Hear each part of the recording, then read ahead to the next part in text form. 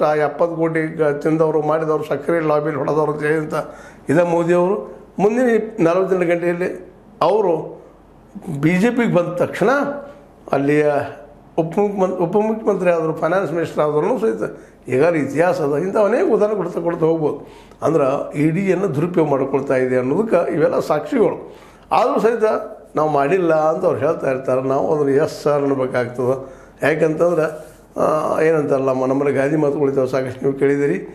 ಯಾವ ಏನಪ್ಪ ಆಡಳಿತ ಮಾಡ್ತಿರ್ತಾನೆ ಅವಂದಪ್ಪ ಎಲ್ಲ ಅನ್ನುವಂಗೆ. ಹಂಗಂದ್ರೆ ಇದರರ್ಥ ಇಷ್ಟ ಅಧಿಕಾರ ಇದ್ದಲ್ಲಿ ಇಂಥವು ನಡೀತಾ ಇರ್ತಾವೆ ಅನ್ನುವಂಥದ್ದು. ಈ ಎಲ್ಲ ನೆಲೆಯಲ್ಲಿ ಏನೂ ಇಲ್ಲಿ ನಮ್ಮ ದೇಶದ ಸುಪ್ರೀಂ ಕೋರ್ಟ್ ಅದ, ಯಾವಾಗ ಇಂಥ ಒಳ್ಳೆಯ ನಿರ್ಧಾರಗಳು ಬರ್ತಿರ್ತಾವೆ. ಅದನ್ನ ಕೇಳಿದಾಗ ಸಂತೋಷ ಅನ್ನಿಸ್ತದೆ. ಇಲ್ಲಪ್ಪ ಇಡಿ ವರ್ತನೆ ಆಯಿತು, CBI ವರ್ತನೆ ಆಯಿತು, ಇವುಗಳಿಗೊಬ್ರು ಕೇಳೋರು ಇದ್ದಾರಲ್ಲಪ್ಪ ಈ ದೇಶದಲ್ಲಿ ಅಂತೇಳಿ. ಅದನ್ನು ಅದೇ ಕಾಲಕ್ಕೆ ಇನ್ನೊಂದಿಷ್ಟು ನಮ್ಮ ವಿರೋಧಗಳಿಗೂ ವಿರೋಧ ಪಕ್ಷದ ನಾಯಕರು ಹೇಳಬೇಕಾಗಿದ್ದೇನಪ್ಪ ಅಂದ್ರೆ, ನೀವು ತಪ್ಪುಗಳು ಮಾಡ್ಲಿಕ್ಕೆ ಹೋಗ್ಬೇಡ್ರಿ. ಯಾಕಂದ್ರೆ ಅನಗತ್ಯ ದುಡ್ಡು ಎಬ್ಸೋಕೆ ಹೋದ್ಕೊಳ್ಳಿ ಏನೇನೋ ಶುರುವಾಗಿ ಬಿಡ್ತಾವೆ. ನೋಡಿರಿ, ಕೇಜ್ರಿವಾಲ್ ಸಾರಾಯಿ ಹೌದು ಒಂದು ಇನ್ಕಮ್ ಸ್ಟೇಟ್ಗೆ, ಅದರಲ್ಲಿ ಏನೋ ಮಾಡ್ಲಿಕ್ಕೆ ಹೋಗಿ ತಮಗೂ ಪೆಟ್ಟು ತೊಗೊಂಡ್ರು, ತಾವು ಒಬ್ಬರು ಅಪರಾಧಿ ಆದರು. ಇವತ್ತು ಆರೋಪ ಇನ್ನೂ ಆಗಿಲ್ಲ, ಒಬ್ಬ ಸಾರಾಯಿಯಲ್ಲಿ ಏನಪ್ಪ ಲಂಚಾವತಾರಿ ಆಗಿದ್ದಾರಂದರೆ. ಬಟ್ ಆದರೂ ಹೆಸರು ಕೆಡಿಸೋದ್ರಲ್ಲೇ ಅವರು ಯಶಸ್ವಿಯಾಗಿದ್ದಾರೆ ಇಡಿ ಅವರು ಅನ್ನೋದು ಈಗಾಗಲೇ ಸ್ಪಷ್ಟ ಅಂತ ವಿಷಯ.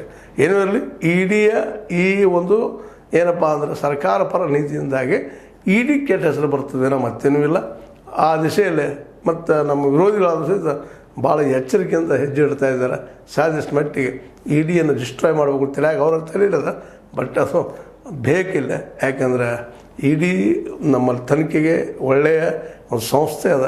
ಆದರೆ ಆದಷ್ಟು ಸರ್ಕಾರ ಮತ್ತು ವಿರೋಧ ಪಕ್ಷ ಎರಡನ್ನೂ ಬ್ಯಾಲೆನ್ಸ್ ಮಾಡಿಕೊಂಡು ಹೋದ್ರೆ, ಅಪರಾಧಿ ಹಿಡಿದ್ರೆ ಅದು ಈ ದೇಶದ ಮತ್ತು ಜಗದ ಒಂದು ದೊಡ್ಡ ತನಿಖಾ ಸಂಸ್ಥೆಗಳು ಒಂದು ಆಗ್ತದೆ ಅನ್ನೋದ್ರಲ್ಲಿ ಎರಡು ಮಾತಿಲ್ಲ.